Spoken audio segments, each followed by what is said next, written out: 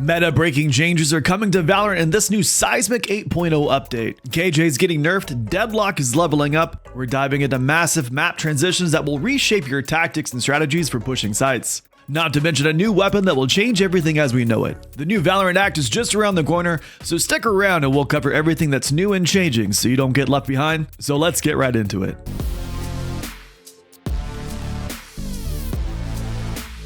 How's it going, YouTube? My name is Sherbert, and in just a few days, the new act is bringing some meta-breaking changes our way. Riot is really shaking things up with this next update, so here's everything to expect with the new act and more. Starting with some nerfs and buffs to two of the agents. With Act 8, we'll be seeing Deadlock getting some love. Building on the 7.10 GrabNet changes, Valorant is boosting the versatility of Deadlock's Sonic Sensor and Barrier Mesh. With Sonic Sensor, you can now recall and deploy it during rounds, adding a strategic twist to your gameplay. The pickup distance has been increased to 27 meters, and the concuss activation time has been shortened to just 0.5 seconds. Plus, you and your allies can now hear the Sonic Sensor's audio slightly when it's in an area of effect, adding a new layer of awareness. Barrier Mesh is also getting an update. The max length of Barrier Mesh walls have been increased to 10 meters, giving you more power to divide and conquer larger spaces. The changes to Deadlock's Barrier Mesh and Sonic Sensors will make her much more impactful in the game. Since her release, she hasn't been overly popular in the competitive and pro scene, and I'm excited to see if her changes will help with Deadlock's pick rate overall, and I'm curious to see if this update's going to make her more popular. Let me know in the comments what you guys think about these Deadlock changes. Is this going to increase her overall pick rate?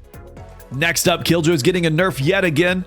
Her turret is getting a vision radius reduction from 180 degrees to only 100 degrees, encouraging Killjoy players to make more strategic decisions about where they place their turret. This is to balance the amount of information Killjoy turrets are able to gather. The turret will no longer have wide areas of coverage and will require players to place their turrets more strategically in order to gather information and help hold the site more effectively. They have also added a representation of the turret's vision cone on KJ's minimap when placing it, along with a visual effect to help you quickly grasp its coverage. Moving on from that, in Act 8, we'll also be seeing the introduction of the new rifle, the Outlaw.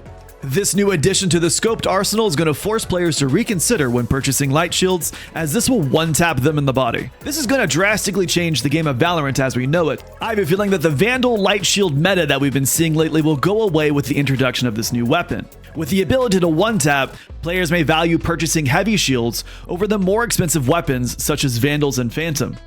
Let me know what you guys think in the comment section down below. Is this gun as powerful as it's made out to be? We'll find out in a couple of days, but I'd love to get your guys' opinion.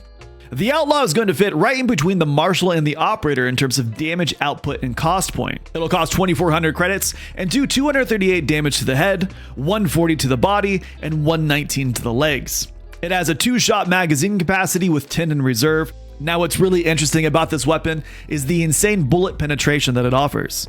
Players are now able to wallbang through heavier walls, ensuring that no place is safe on the map. This is going to be a very interesting gun, and I'm excited to see its playstyle in the new act coming up. Next, let's move on over to map updates and changes. In Act 8, we'll be seeing Icebox reintroduced into comp, and Haven will be taken out of the rotation. Now Icebox is getting significant changes that is going to mix up the tempo and the playstyle that we've grown accustomed to. Now the middle part of the map has seen some changes, including the addition to the window inside of Tube, providing players with a strategic advantage to stop potential pushes onto A site through mid. Now there's also going to be a box added right behind the window so players don't have such a straight line of sight when pushing Tube. There's going to be a little bit more obstacles in order to get to kitchen. On B site, they raised the green box, offering improved sightlines for attackers, making pushing on a site easier. So now attackers pushing B will have a little bit more variety and not feel so bunched up when pushing. Valorant has also blocked one of the paths out of kitchen onto B site by adding an additional shipping container to streamline the mid push. Over in attacker's spawn, Valorant has also added an additional shipping container to block the line of sight into the attacker's spawn. So that's everything that they changed in Icebox. Let me know what you guys think in the comment section down below about these changes. Are they good? Are they bad? I would love to hear you guys' take. Now moving on over to Lotus, there are some substantial changes coming to the map itself. Starting with A site, the hut is now a solid structure with a small cutout in the back, providing players with a new way to defend. Players will no longer be able to walk directly through the hut in the middle and will now have to maneuver around it if they want to clear all of sight. A main near breakable is also getting some changes. We're going to see the addition of some deeper corners and boxes for defenders to hide behind for better holding positions, making this a more mandatory angle for attackers to clear if they're going to make it onto sight. Now inside of Breakable onto B site holds additional angles to hold from. Players are now able to tuck either left or right, making this much more of a threat for anyone who is looking to push and or defend from Breakable. Now B main is getting a large overhaul as well. The plant site itself is getting expanded, offering a large cutout to the left of the site when pushing in, offering additional room for defenders to hold, but making it mandatory to clear if you're trying to get on site. C site on Lotus is also going to be seeing some major changes with the addition of 2 large boxes on C bend for cover.